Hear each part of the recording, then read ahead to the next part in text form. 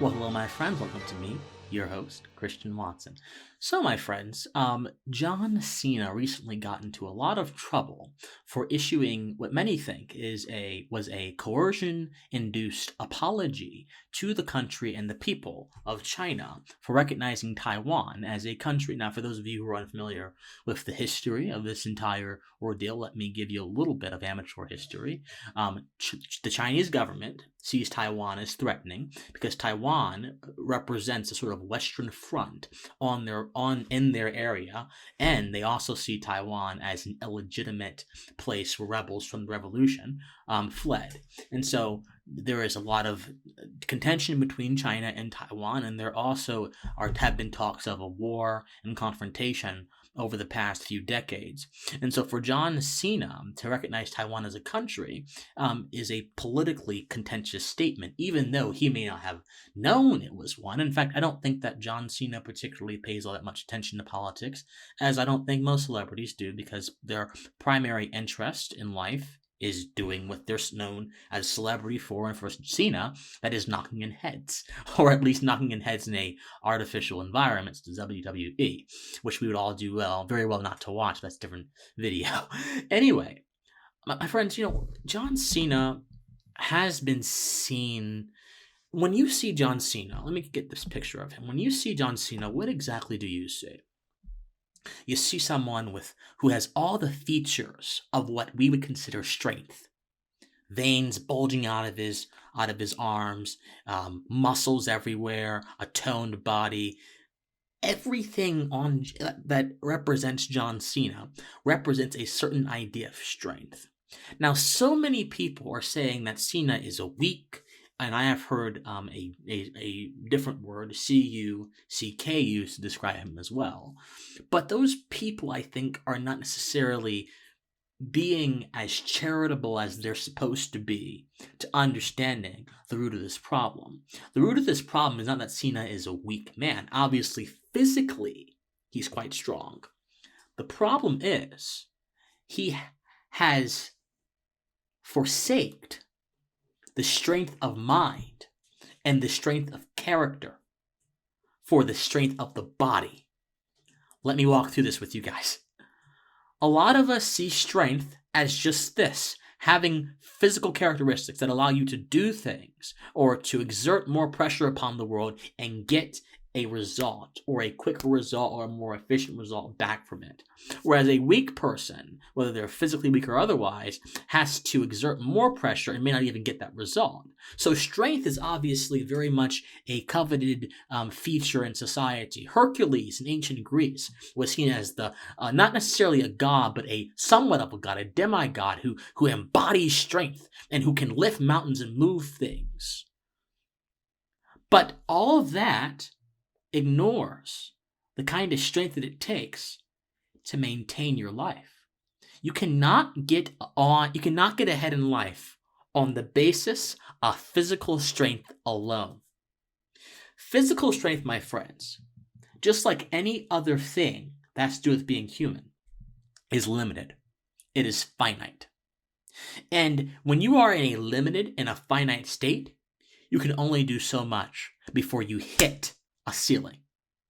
Cena's physical strength may be pretty impressive, but if he does not enforce that with a separate strength of character and a strength of mind, his physical strength becomes absolutely useless to any substantially meaningful interaction that he has outside of the wrestling ring.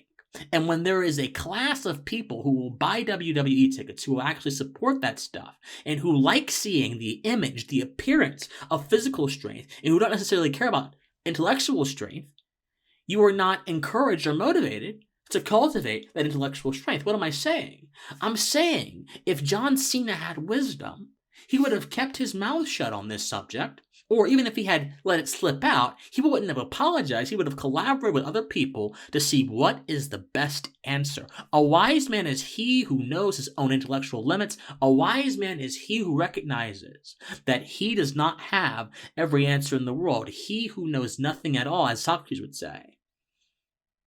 Yet, the unwise man is he, in part, who believes that he can continue to keep his prowess and his power and expand his limits by simply playing the game.